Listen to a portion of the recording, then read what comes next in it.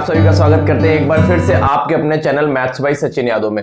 जैसे कि आप लोग देख रहे हैं, हम लोग एसएससी सीजीएल के प्रीवियस ईयर सेट पेपर और सीएचएसएल के प्रैक्टिस सेट के नाम से जिन पेपर्स को कर रहे हैं, आज हम उनका 7वां पेपर लेकर आए हैं।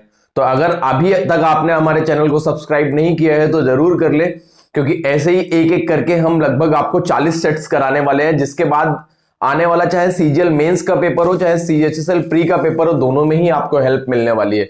दोनों ही एग्जाम्स की डेट्स आ चुकी हैं। तो सीजीएल मेंस की जो डेट आई है वो 2 मार्च से 7 मार्च तक की आई है, और जो सीएचएसएल की डेट आई है वो 9 मार्च के बाद से आई है।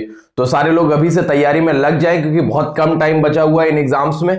तो देखिए, जो 7वां सेट लेकर आए हैं उसका पहला क्वेश्चन क्या कह रहा है k की पावर 4 प्लस 1/k की पावर 4 का वैल्यू जो हमको पता है, ये पता है 194, और हमसे वैल्यू पूछा जा रहा है k की पावर 3 प्लस 1/k की पावर 3 कि इसका वैल्यू क्या होगा। तो अगर हमें इसका वैल्यू चाहिए तो सबसे पहले हमें k प्लस 1/k का वैल्यू चाहिए होगा। तो ऐसे केसेस में क्या करते हैं हम, अगर दोनों साइड 2 ऐड कर दें तो ये फॉर्मूला बन जाएगा k square plus 1/k square का।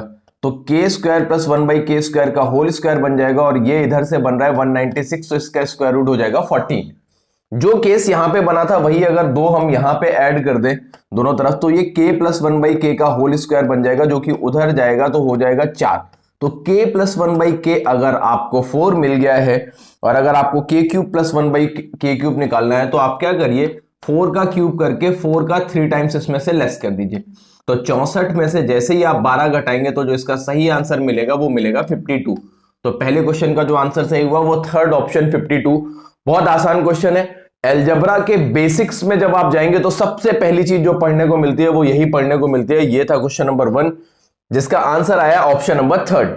चलते क्वेश्चन नंबर 2 की तरफ। सेकंड क्या कह रहे कह रहा है, दी गई तालिका का अध्ययन करते हुए और नीचे दिए गए प्रश्न का उत्तर दीजिए। स्कूल सी में जीव विज्ञान का चयन करने वाली महिला छात्रों और पुरुष छात्रों के बीच अंतर बताना है। कि स्कूल सी में जो महिला छात्र हैं और पुरुष छात्र हैं उनके बीच का अंतर बताना है। स्कूल सी में टोटल छात्र हैं 1000। अब 1000 में कह रहे हैं कि सी में जीव विज्ञान का चयन करने वाले, तो 24% लोगों ने चयन किया है। आपका नामांकित छात्रों का 24% ने चयन किया है। 1000 का 24% निकालेंगे तो 240 छात्रों ने चयन किया है जीव विज्ञान, और इसमें पुरुष और महिलाओं का जो अनुपात है वो 1:2 है। तो अगर 3 यूनिट का वैल्यू 240 है तो 1 यूनिट का वैल्यू 80 हो गया, और 2 का 160। तो पुरुष और महिलाओं की संख्या का जो अंतर देखने को मिल रहा है वो 80 देखने को मिल रहा है। फिर से समझ लीजिएगा कि टोटल 1000 लोग हैं, इसका 24% लोग ऐसे हैं, 24% स्टूडेंट ऐसे हैं जिन्होंने जीव विज्ञान चुना। तो 1000 का 24% देखेंगे तो 240 स्टूडेंट हो गए जिन्होंने जीव विज्ञान चुना, और वो है 1:2 के अनुपात में। तो 1 में ये मेल हो गए और ये फीमेल हो गए। यहां से 3 का वैल्यू 240, तो 1 का वैल्यू 80 और ये 260। तो 80 पुरुषों ने चुना और 160 महिलाओं ने चुना, तो इनके बीच का जो अंतर हो गया वो हो गया 80। ये हो गया क्वेश्चन नंबर 2। चलते हैं क्वेश्चन नंबर 3 की तरफ। क्या कह रहे हैं कुछ लकड़ी के फर्नीचर की कीमत 3 हाथों से गुजरने पर 65% बढ़ जाती है। मतलब ए ने बी को, बी ने सी को और सी ने डी को, तो 3 हाथों से गुजर गया तो कीमत 65% बढ़ गई। यदि पहले और दूसरे विक्रेता ने उस पर 20% और 25% लाभ कमाया हो तो तीसरे विक्रेता का लाभ प्रतिशत बताना है। देखिए, बहुत बढ़िया क्वेश्चन। इस तरीके का क्वेश्चन कब भी आए तो टोटल लाभ जो हो रहा है वो 65% हो रहा है, तो 100 से 165 कर दीजिए। पहले ने दूसरे को बेचा है किस परसेंट लाभ पे, 20% के लाभ पे। तो पहले ने दूसरे को अगर 20% के लाभ पे बेचा है तो 5 से 6 का लाभ हो गया। दूसरे ने तीसरे को बेचा है 25% के लाभ पे, तो ये दूसरे ने तीसरे को बेचा है 4 से 5 पे। तो तीसरे ने चौथे को कितने पे बेचा वो यहां से आप देख सकते हैं। जैसे ही आपने देखा ये 5 से काट दिया, ये हो गया आपका 33। 3 से काटा 3 दूनी 6 और ये हो गया 11। अगर यहां से काटेंगे तो ये 20 पंचे हो गया 100, 5 दूनी हो गया 10। अगर तीसरा देखेंगे तो 10 से 11 हो रहा है, तो तीसरे को के हाथ में जो लगा वो कितने परसेंट प्रॉफिट पे लगा, 10% पे। तो जिसका जो आंसर हो गया वो थर्ड ऑप्शन। ये इस सवाल को करने का सबसे बेहतर तरीका है। टोटल प्रॉफिट रख लीजिए 100 से 165। पहले ने दूसरे को बेचा 20% के लाभ पे, तो 5 से 6, और दूसरे ने तीसरे को बेचा 25% के लाभ पे, तो 4 से 5। तो यहां से सॉल्विंग के बाद ये जो आया है ये तीसरे का प्रॉफिट आ रहा है। तो तीसरे का प्रॉफिट या लॉस जो भी आएगा वो यहां से साफ साफ आप देख सकते हो। तो 10 से 11 हो रहा है, तो श्योरली एक बात श्योर है यहां से कि प्रॉफिट हो रहा है, और कितने परसेंट का हो रहा है, वो हो रहा है आपका 10% का। ये हो गया क्वेश्चन नंबर 3। चलते हैं क्वेश्चन नंबर 4 की तरफ। 4 क्या कह रहे हैं देखिएगा। देखिए करते जरूर जाइए, ये सब बहुत इंपॉर्टेंट है क्योंकि सीजीएल प्री में पूछ चुके हैं, तो मेंस में भी क्वेश्चन कहीं ना कहीं मिलता जुलता आता है, और सीएचएसएल में के प्री में तो बिल्कुल ही बहुत ही इंपॉर्टेंट है ये सब। कह रहा है एक व्यक्ति 1/x किलोमीटर प्रति घंटे की चाल से चलता है और 1/x किलोमीटर प्रति घंटे की चाल से लौटता है, तो उसकी यात्रा के दौरान औसत चाल, तो इसमें लगा दीजिए 2xy/x+y। 2 गया किस चाल से है 1/x से, और लौटा किससे है 1/x² से। 2xy/x+y करेंगे तो 1/x + 1/x², ये हो गया। इसको सॉल्व कर लेते हैं। जैसे ही आप सॉल्व करने जाएंगे तो नीचे हो गया आपका एलसीएम आ गया x² आ गया, तो ये हो जाएगा x+1, और ये हो गया 2/x³। तो यहां से जैसे ही आप इसको कट करेंगे तो यहां से ये x बच जाएगा क्योंकि ये x² से खत्म हो जाएगा। तो फाइनली जो आपका आंसर आया वो आ गया 2/x² + x km/h। ऐसा कोई ऑप्शन दिख रहा है आपको? तो ये हो गया आपका पहला ऑप्शन। क्वेश्चन नंबर चौथे का आंसर क्या हुआ? पहला ऑप्शन। देखिए याद रखिएगा, अगर कोई एक आदमी जितनी डिस्टेंस जाता है वही डिस्टेंस लौट के आता है, तो जब औसत चाल का फॉर्मूला लगाते हैं तो 2xy/x+y लगाते हैं 2 के लिए, और 3 के लिए लगाते हैं 3xyz/xy + yz + zx। तो उसी फॉर्मूले से हम चौथे नंबर क्वेश्चन का आंसर निकाल सकते हैं, जो कि आ रहा है फर्स्ट ऑप्शन। चलते हैं क्वेश्चन नंबर पांचवें पे। पांचवा क्या कह रहा है? देखिए पांचवें में कुछ वैल्यूज गिवन है आपको और किसी एक चीज की वैल्यू पूछी गई है। तो जो आपको वैल्यूज गिवन है वो a + b + c का वैल्यू पता है, a² + b² + c² का वैल्यू पता है, ab + bc + ca का वैल्यू पता है, और आपको बताना किसका वैल्यू है a³ + b³ + c³ - 3abc। ये एक फॉर्मूला होता है, एक तरीके से देखें इसका फॉर्मूला होता है एक ब्रैकेट में a + b + c। इसके कई सारे 3 फॉर्मूले होते हैं लगभग, लेकिन यहां पे यूज करना है a² का जो नॉर्मल फॉर्मूला होता है a² + b² + c² -ab -bc और माइनस का c है, ये इसका एक फॉर्मूला होता है। तो अगर हमें इसकी वैल्यू फाइंड करनी है और इनमें से सभी चीजों की वैल्यू हमको पता है, a + b + c हमको पता है 6, और a² + b² + c² पता है हमको 14, माइनस अगर कॉमन ले लेंगे तो ab + bc + ca 11 पता है, 14 में 11 घटाया 3, 6 में 3 का गुणा किया तो ये 18। तो बहुत सरल क्वेश्चन है, सिर्फ फॉर्मूला बेस्ड है। अगर आप सही से देखेंगे तो फॉर्मूले पे बेस्ड है, कुछ भी नया नहीं करना है, सिर्फ फॉर्मूला सही से अप्लाई करेंगे, इसका आंसर आ जाएगा। तो क्वेश्चन नंबर 5 का जो आंसर हुआ वो हो गया फोर्थ ऑप्शन। चलते हैं क्वेश्चन नंबर 6 देखते हैं। 6 क्या कह रहे हैं? कह रहे हैं एक पुरुष या 2 महिलाएं या 4 लड़के या 5 लड़कियां किसी काम को 39 दिन में पूरा कर सकती हैं। तो एक पुरुष, एक महिला, एक लड़का और एक लड़की मिलकर इस काम को कितने दिन में? तो अगर हम सबकी एक एक लोगों की क्षमता अगर निकाल ले जाएंगे तो वहां से हमारे लिए ये काम बहुत आसान हो जाएगा। आपसे क्या कहा गया है कि एक पुरुष जितने दिन में करता है उतने ही दिन में 2 महिलाएं करती हैं, उतने ही दिन में 4 लड़के करते हैं, और उतने ही दिन में 5 लड़कियां करती हैं। तो अगर हम इनका एलसीएम ले लें तो इनकी क्षमताएं मिल जाएंगी। तो इनका एलसीएम आया 20, तो जैसे ही मेन की क्षमता आ गई 20, वुमेन की हो गई 10, लड़के की हो गई 5 और लड़की की हो गई 4, ये इनकी क्षमताएं आ गई। और किसी काम को 39 दिन में करते हैं। ये करने में किसी काम को कितने दिन लेते हैं? 39 दिन लेते हैं। तो अगर एक पुरुष जो है एक दिन में 20 काम करता है और 39 दिन में पूरा काम करता है, तो टोटल वर्क जो हो गया वो 39 × 20 हो गया। अब ये करवाना किससे? एक एक सबको। तो 20, 10, 30, 5, 35, 4, 39, एक एक सबको लेना है। तो ये 39 से 39 खत्म, तो जो सही आंसर हो गया वो कितने दिन आ गया? 20 दिन। तो इसका सही आंसर हो गया वो चौथा ऑप्शन, क्वेश्चन नंबर 6 का आंसर हो गया। बहुत आसान सवाल है, कुछ भी नहीं करना है, जैसे आपको बताया जा रहा है इस तरीके से करिए। ये सब 15-15 सेकंड के क्वेश्चन नहीं है। देखिए अभी तक ये जो छठा क्वेश्चन किया, कोई भी ऐसा क्वेश्चन नहीं आया जो आपको थोड़ा सा भी टिपिकल लगे क्वेश्चन नंबर 6 तक में। आगे देखेंगे कि क्या क्या और क्या क्या क्वेश्चन कह रहे हैं। क्वेश्चन नंबर 7 देखिए, कह रहा है एक लंबवृत्तीय बेलनाकार बेलन की ऊंचाई त्रिज्या ऊंचाई की 5 गुना यदि ऊंचाई 3.5 सेंटीमीटर। देखिए ऊंचाई दे रखी है इसने 3.5 सेंटीमीटर, ऊंचाई 3.5 सेंटीमीटर दे रखी है, तो त्रिज्या इसका 5 गुना है, तो 5 × 3.5 हो जाएगी। ये हाइट पता है, तो जो रेडियस हो जाएगी वो हो जाएगी 5 × 3.5। और हमको चाहिए क्या? इसका बेलन का आयतन चाहिए, वो होता है आपका πr²h। πr²h, पाई आपको 22/7 पता है। अब जैसे ही आप r² करेंगे, क्योंकि बेलन का आयतन बताना है, तो ऊंचाई जैसे ही आपने r² किया तो 5 का स्क्वायर हो गया 25, और 3.5 को 2 बार लिख लीजिए, 3.5 × 3.5। और ऊंचाई इसकी भी लेनी है तो वो भी क्या ले लीजिए 3.5। मल्टीप्लाई नहीं किया है, 5 × 3.5 लिया और इसका स्क्वायर ये हो गया। अब आप यहां से इसका सॉल्यूशन कर लीजिए। जैसे ही आपने इसको 7 से काटा तो 7 बना 35.5 हो गया ये। अब जैसे ही आपने देखा 0.5 को देखेंगे तो इसके साथ जैसे ही हल करेंगे 0.5 और 22 को, तो ये हो गया आपका 11 इंटू 25।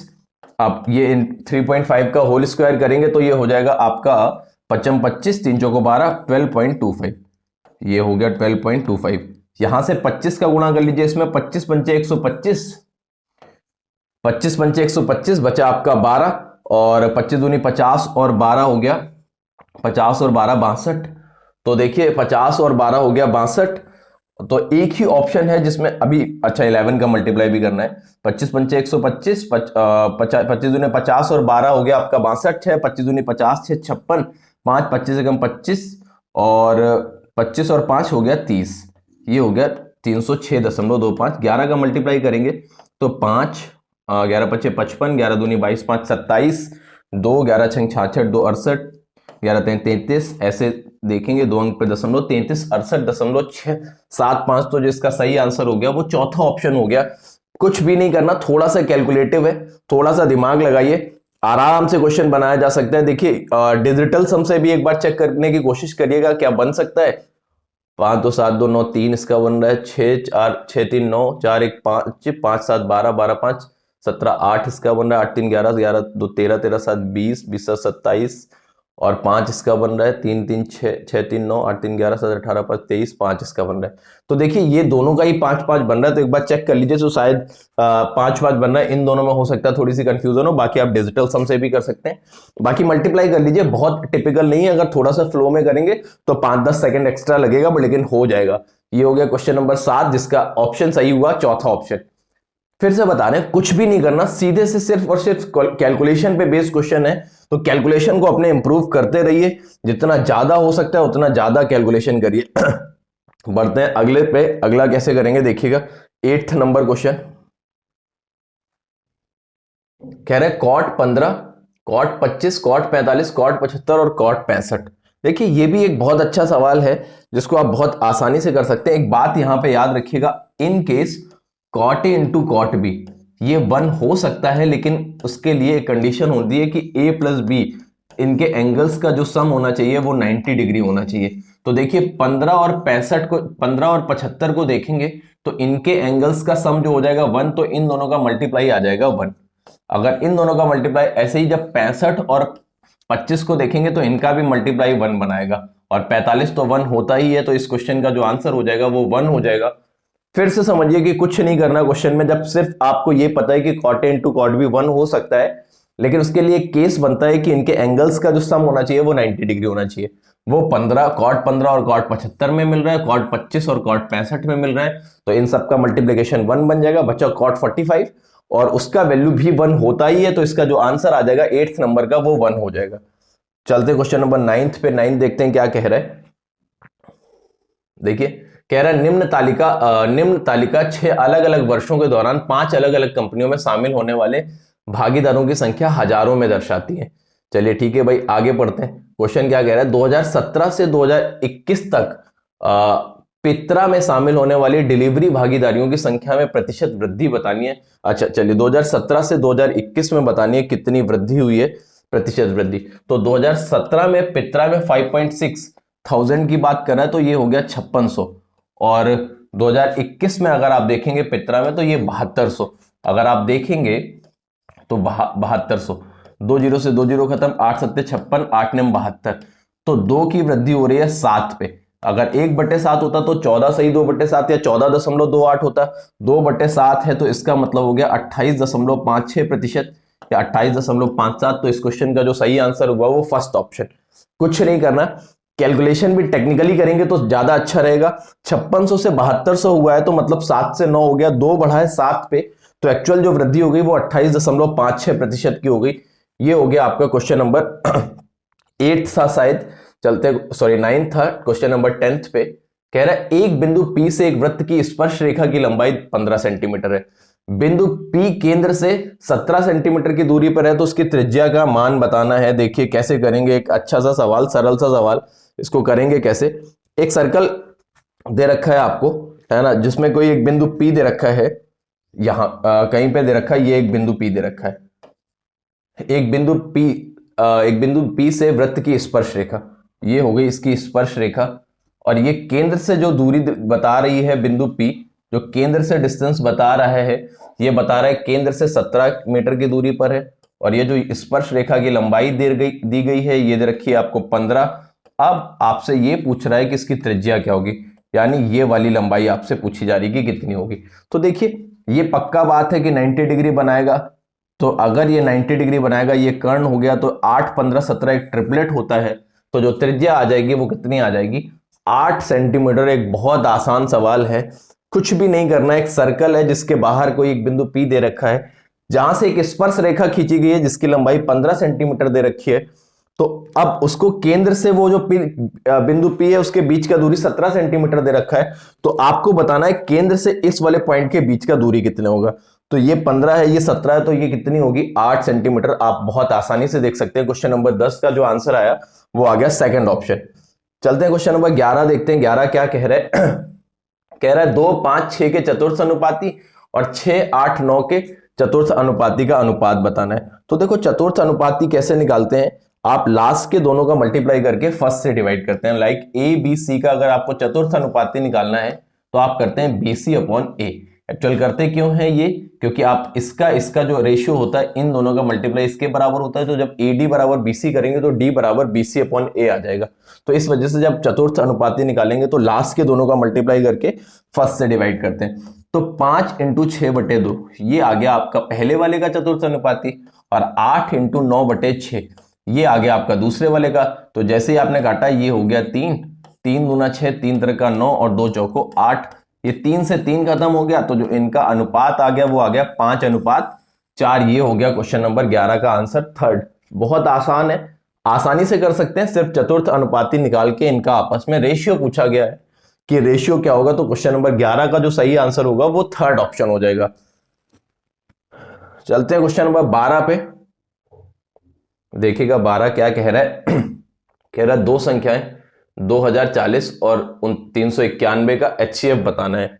देखिए आराम से सोच समझ के करिए, 2040 और 391। देखिए 391 का HCF बताना है। ऐसे केसेस में पहले आप बाय द ऑप्शन भी देख सकते हैं कि भाई 391 16 और 18 से तो कटने से रहा, तो आंसर या तो 17, अब 17 होगा या तो 21 होगा। अगर आप 21 से देखेंगे तो ये नहीं कटेगा, तो पक्का आंसर जो होगा वो 17 ही होगा बाय द ऑप्शन। अगर आप देखेंगे 18 और 16 से कोई भी ये ऑड नंबर कट ही नहीं सकता, ये बात सोचिए। अब 21 या 17 में एक ऑप्शन होगा।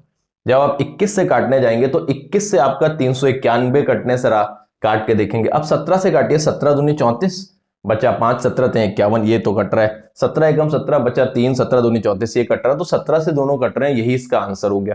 इन केस अगर आप ऐसे नहीं करना चाहते तो इसको क्या करें, 7 गुना करके इसके पास पहुंचे। 7 7 × 7, 7 × 63, 3 बचा 6, 7 × 21, 6 सॉरी 7 गुना थोड़ा ज्यादा हो जाएगा, मतलब किसी तरीके से इसके पास पहुंचे मल्टीप्लाई करके, तो 6 गुना करके पहुंच सकते हैं या 5 गुना करके पहुंच सकते हैं। 5 × 5 और 5 × 45 लगा 4, 5 × 15 4, 1955। अब 1955 और 2040 के बीच में अंतर देखेंगे तो 85 का आ गया, इन दोनों का मतलब 85। अब 85 को ब्रेक करेंगे क्योंकि 5 से दोनों कट नहीं रहे, तो 5 को हटा दीजिए, तो जो HCF हो जाएगा वो 17 हो जाएगा। ये पूरा करने का तरीका है, बट करने की जरूरत है नहीं क्योंकि बाय द ऑप्शन इतनी तेज निकाल सकते हैं। 5 second 6 second max to max, इससे ज्यादा टाइम लगना ही नहीं चाहिए। ये हो गया आपका क्वेश्चन नंबर 12 12। चलते हैं 13 नंबर पे। 13 देखते हैं कि 13 क्या कह रहे हैं।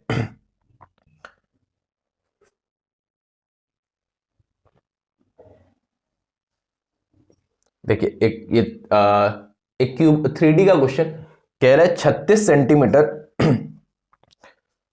सेंटीमीटर लंबाई, 18 सेंटीमीटर चौड़ाई और 9 मीटर ऊंचाई, सॉरी 36 मीटर लंबाई, 18 मीटर चौड़ाई और 9 मीटर ऊंचाई वाले एक घनाभ को पिघलाकर एक घन में बदल दिया गया। तो अगर हम ये कह दें कि वो जो घन का आयतन होगा वो घनाभ के आयतन के बराबर होगा, 36 × 18 × 9 के बराबर होगा। तो यहां से जैसे ही आप इसको सॉल्व करेंगे तो ये 9 × 4, ये 9 × 2 और ये 9। तो यहां से जैसे ही देखेंगे, जैसे ही आप इनका क्यूब रूट लेंगे तो 9 9 9 से एक 9 बाहर आ गया और 4 दूनी 8 से 2 बाहर आ गया। तो जो उस घन का साइड मिल गया वो मिल गया 18। और हमको चाहिए उस घन के विकर्ण की लंबाई। तो विकर्ण की लंबाई हो जाएगी 18√3। घन का जो विकर्ण होता है वो a√3 होता है, तो इसका आंसर हो गया 13 का थर्ड ऑप्शन। क्वेश्चन नंबर 13 का जो आंसर हो गया वो हो गया आपका थर्ड ऑप्शन। चलते हैं क्वेश्चन नंबर 14 पे। कह रहा है एक समबाहु त्रिभुज की भुजा 24। यहाँ पे थोड़ा सा मिस्टेक है क्वेश्चन में, 24 की जगह ये 24√3 होगा। 24√3 इसको सही कर लीजिएगा, 24√3 सेंटीमीटर है। तो इस समबाहु त्रिभुज के अंतःवृत्त की त्रिज्या, तो जो अंतःवृत्त की त्रिज्या होती है आर स्मॉल आर a/2√3 होती है, अंतःवृत्त की त्रिज्या होती है। और जो परिवृत्त की त्रिज्या होती है वो a/√3 होती है, ये बात याद रखिएगा। तो अंतःवृत्त की त्रिज्या बतानी, तो a जो आपको पता है वो पता है 24√3, और ये जो पता है ये पता है 2√3। तो √3 से √3 खत्म, 2 से काट दिया तो ये 12। तो जो अंतःवृत्त की त्रिज्या आ गई r बराबर वो आ गई 12 सेंटीमीटर। फिर से कुछ नहीं करना, सीधे सीधे फॉर्मूला याद रखिए कि त्रिभुज, समबाहु त्रिभुज के अंतःवृत्त की त्रिज्या जो होती है वो होती है a/2√3, और जो परिवृत्त की त्रिज्या होती है वो होती है a/√3।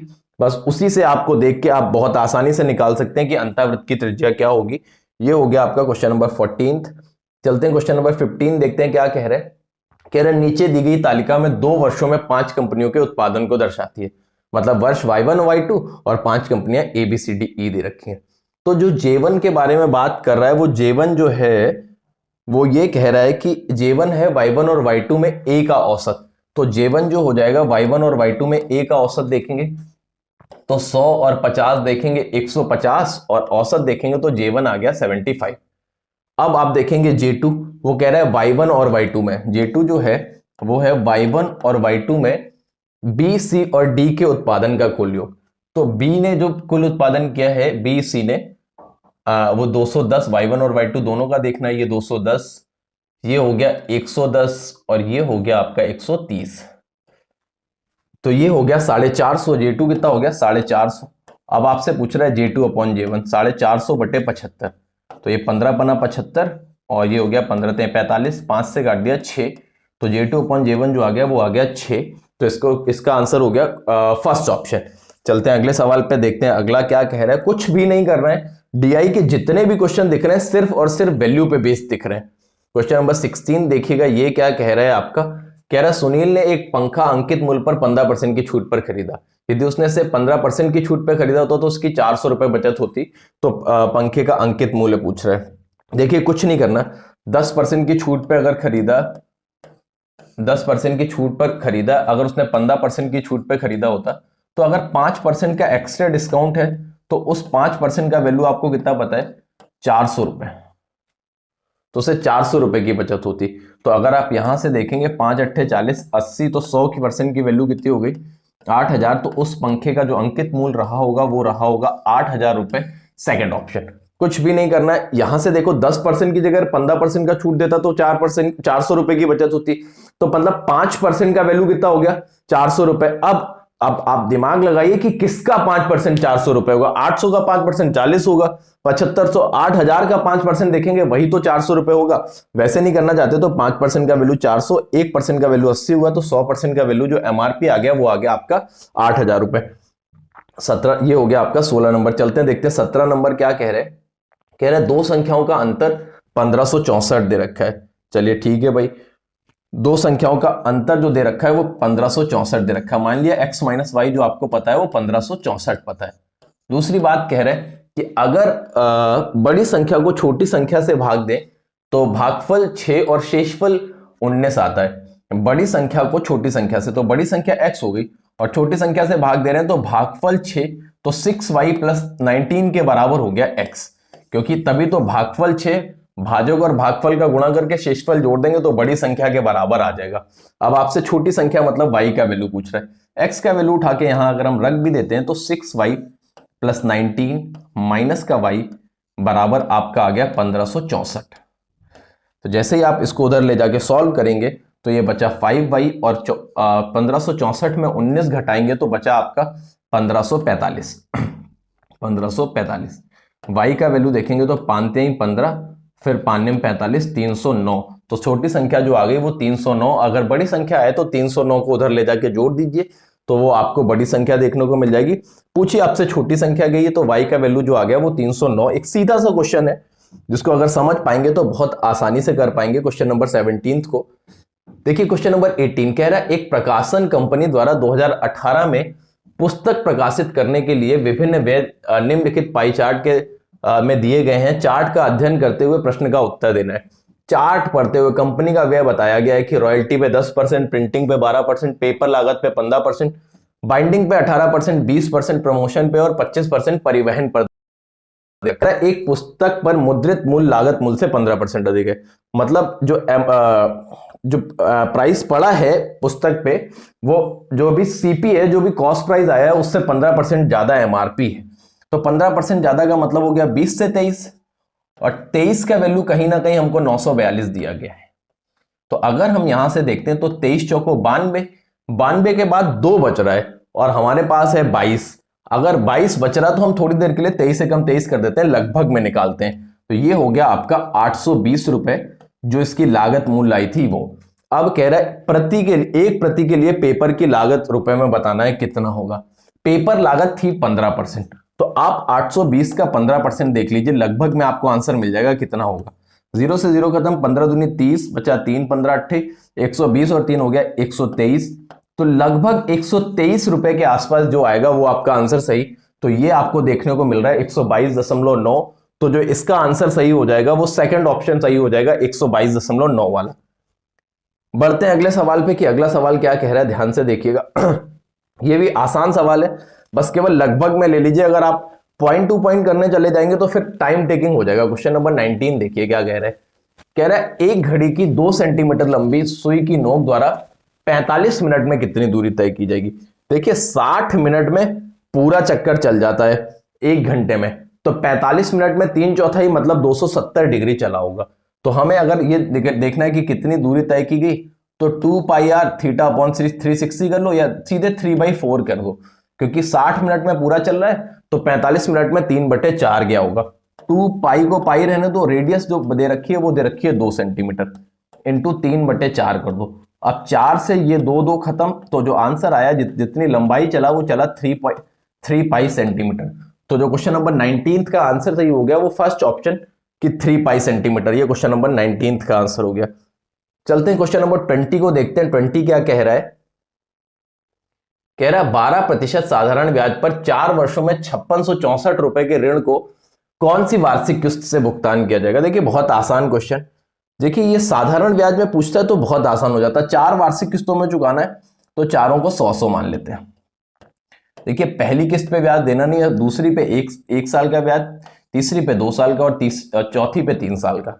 ये सब उठा के ये 100 400 36 और 24, 36 4 40 20 60 और 12 72, ये 472 यूनिट का वैल्यू जो टोटल कर्ज पता है वो पता है हमको 5664 ये। तो अब हमको 100 का वैल्यू बताना है प्रत्येक किस्त के लिए, तो इसको काट लेते हैं। जैसे ही आप काटेंगे तो ये हो गया 11 चौको 44, बचा 3 4 अट्ठे 32। इसको काटेंगे तो ये हो जाएगा 14 चौको 56, 1416। फिर ये कट रहा है 2 से, इसको काट लिया 59 टाइम्स, और इसको काटेंगे तो 2 सत्ते 14, 708। अब देखिए 12 बार में पूरा पूरा खत्म हो रहा है। 12 नवैया 108, बचा 10, 12 पंचे 60 और 10 70। तो 100 का वैल्यू कितना हो गया 1200। तो प्रत्येक किस्त में जो पैसा दिया जाएगा वो कितना दिया जाएगा 1200 रुपए। तो इस क्वेश्चन का जो सही आंसर होगा 20 का वो हो जाएगा फर्स्ट ऑप्शन। बहुत इजी सवाल है, आराम से किया जा सकता है कि कैसे करेंगे। क्वेश्चन नंबर 20 के बाद चलते हैं क्वेश्चन नंबर 21 पे। क्या कह रहे हैं। कह रहा है 2 प्रत्याशियों के बीच एक चुनाव में 12% मतदाताओं ने अपना मत नहीं डाला। विजेता ने कुल मतों के 68% वोट प्राप्त करके प्रतिद्वंदी को 2880 वोटों से हरा दिया। तो चुनाव में डालने वाले मतदाताओं की कुल संख्या। एकदम इजी सवाल है, आप बहुत आसानी से कर सकते हैं। सारे लोग खुद से अटेम्प्ट करने के बाद ही आप सॉल्यूशन देखा करें, ये आपके लिए बेहतर होगा। देखिए 100 में से 12% लोगों ने मतदाताओं ने अपना मत ही नहीं डाला है, तो 12% लोगों ने वोट नहीं डाला। तो जो वोट सही वोट डाले गए हैं वो 88% वोट डाले गए। अब कह रहे कि विजेता को कुल मतों का 68%, मतलब 100 का 68%, विजेता को 68% वोट प्राप्त हो गए। तो जाहिर सी बात है हारने वाले को सिर्फ और सिर्फ 20% ही वोट मिले होंगे, ये बात समझ लीजिए। और यहां से इसकी हार जीत हो रही है 48% से, जिसकी वैल्यू सवाल में हमको 2880 गिवन है। अगर ये गिवन है तो आप यहां से ये देख सकते हैं कि ये सीधे सीधे 6 बार में कट रहा है, तो 1 का वैल्यू 60 हो गया। और कह रहे हैं कि चुनाव में मत डालने वाले मतदाताओं की संख्या बतानी है, जिसने वोट डाले हैं उनकी संख्या बतानी है, ना कि पूरी बतानी है।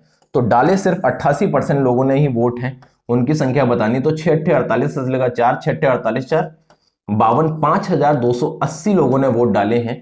तो अगर टोटल पूछा जाता तो 100 की वैल्यू बता देते 6000, लेकिन उन्होंने पूछा क्या है, चुनाव में मत डालने वाले मतदाताओं की संख्या। तो 88% लोगों ने वोट डाला है, तो 5280 लोगों ने चुनाव में वोट डाला है। ये जल्दबाजी में आपका सवाल कई बार गलत हो जाता है, तो इस लाइन को बहुत अच्छे से पढ़ के ही करें। क्वेश्चन नंबर 21 का जो आंसर सही हुआ वो फर्स्ट ऑप्शन। चलते हैं क्वेश्चन नंबर 22 देखते हैं कि वो क्या कह रहे। कह रहे एक त्रिभुज PQR में Q पर समकोण है। ठीक है भाई, PQR में Q पर समकोण है, बना लेते हैं भाई। PQR में Q पर मैंने समकोण बना लिया। ठीक है, और आपको cot P पता है √3। अगर cot P √3 पता है तो सारे लोग समझदार हैं कि cot P √3 जो होता है ये कहां पे होता है। P जो √3 होता है ये होता है P बराबर 30 डिग्री पे। अगर 30 डिग्री पे होता है और साइन 30 डिग्री का अगर हम मान देखते हैं तो साइन 30 डिग्री का मान होता है 1/2। तो इसका जो सही आंसर हो जाएगा साइन P वो कितना हो जाएगा 1/2। तो क्वेश्चन नंबर 22 का जो सही आंसर होगा वो 1/2 हो जाएगा। बहुत आसान सवाल है, कुछ भी नहीं करना है, सीधे सीधे देख सकते हैं कि आप क्या होगा इसका आंसर। देखिए क्वेश्चन नंबर 23, ये रेस का क्वेश्चन है। कह रहा है 100 मीटर की दौड़ में ए बी को 20 मीटर से हराता है और बी सी को 20 मीटर से हराता है, तो ए सी को कितनी दूरी से हराएगा। तो वो 100 मीटर की दौड़ में ए बी को 20 मीटर से हराता है, मतलब जब ए 100 पे होता है उस टाइम बी 80 पे होता है। ये अगर 20 मीटर से हराता है तो इनकी जो रेशियोज आ गए वो कितने के आ गए, 4-5 के। अब बी सी को हराता है तो बी जब 100 पे होगा तो सी 80 पे होगा, तो यहां पे रेशियो कितने आ गए, 4-5। तो अगर ये पूछा जा रहा है ए सी को कितने से हराएगा तो रेशियो मर्ज कर लेते हैं। ये हो गया ए बी का और बी सी का भी यही है 5 और 4, तो 5 25 20 और 16 हमें सिर्फ ए और सी से लेना देना है। 25 और 16 ये ए सी के रेशियो आ गए। तो जब ए 100 पे होगा 25 की वैल्यू 100 होगी, तो इसने इसको कितने से हरा दिया, 9 से। तो 1 की वैल्यू 4, 9 चौको 36 मीटर से हरा दिया, क्योंकि वो ये उस टाइम पे 64 मीटर पे ही होगा। तो हराया कितने मीटर से, 36 मीटर से, यही इसका आंसर हो गया। फिर से ऐसे जितने भी सवाल बनते हैं रेस के कि इसने इसको इतने से हराया, तो देखिए आपस में पहले इन दोनों के रेशियो बना लीजिए, फिर इनके रेशियोज मर्ज कर दिए, तो इनकी चालों के रेशियो बन गए 25 20 और 16। जब 25 वाला 100 पे होगा तो 16 वाला 64 मीटर पे होगा, तो 100 मीटर पे ये फाइनल पे पहुंच गया और ये उस टाइम तक 64 मीटर पे ही है। तो कितने मीटर से हरा दिया, 36 मीटर से हरा दिया। क्वेश्चन नंबर 23 का आंसर हो गया। चलते हैं क्वेश्चन नंबर 24 देखते हैं कि क्या कह रहे। कह रहा निम्नलिखित को सरल कीजिए। और देखिए इसको सरल करना बिल्कुल सरल है कि मतलब कुछ भी नहीं करना, सिर्फ एक जोड़ना है घटाना। ये आपको a³ + b³ दिख रहा है, नीचे दिख रहा है a² + b² - ab। तो जो इसका आंसर आएगा वो a + b आ जाएगा 762 + 316। 6 2 8 यूनिट डिजिट मिल गया, आंसर खत्म। कुछ भी नहीं करना, सरल सा क्वेश्चन। विदाउट पेन करो ज्यादा बेहतर है, पेन वेन मत चलाया करो, तभी टाइम की दिक्कत हो जाती है। बहुत सारे क्वेश्चन ऐसे आते हैं जिसमें पेन चलाने की जरूरत नहीं है, उन्हीं में से क्वेश्चन ये 25 नंबर भी है। कह रहा है दो समरूप त्रिभुजों की संगत भुजाओं का अनुपात √3:2 है। जो कॉरस्पॉन्डिंग साइड्स है उनका रेशियो √3:2 दे रखा है, तो उनके क्षेत्रफलों का अनुपात। देखिए जो इनकी कॉरस्पॉन्डिंग साइड्स का रेशियो होता है वही सेम रेशियो इनके पेरीमीटर्स का होता है, वही इनके मीडियंस का होता है। सबके रेशियो सेम होते हैं, लेकिन क्षेत्रफल का रेशियो जो होता है वो इनके स्क्वायर के हिसाब से होता है, √3 और √2 का। जब आप स्क्वायर करेंगे तो जो आंसर आ जाएगा वो 3:2 आ जाएगा। ये हो गया क्वेश्चन नंबर 25, जिसका आंसर हो गया 3:2। तो देखिए जितना देखने में पिछला वाला सेट अच्छा था, ये वाला सेट उतना खास नहीं था, लेकिन हाँ कुछ क्वेश्चन ठीक ठाक थे। तो अगर मैंने एक एक करके कोशिश की है कि 25 के 25 क्वेश्चन को आपको बहुत अच्छे से एक्सप्लेन करके समझाएं, इसके बाद भी अगर आपको किसी तरीके की कोई समस्या हुई है तो कमेंट सेक्शन में जरूर बताएं। और अगर वीडियो पसंद आया है तो चैनल को लाइक शेयर और सब्सक्राइब करना बिल्कुल भी ना भूलें। Thank you very much.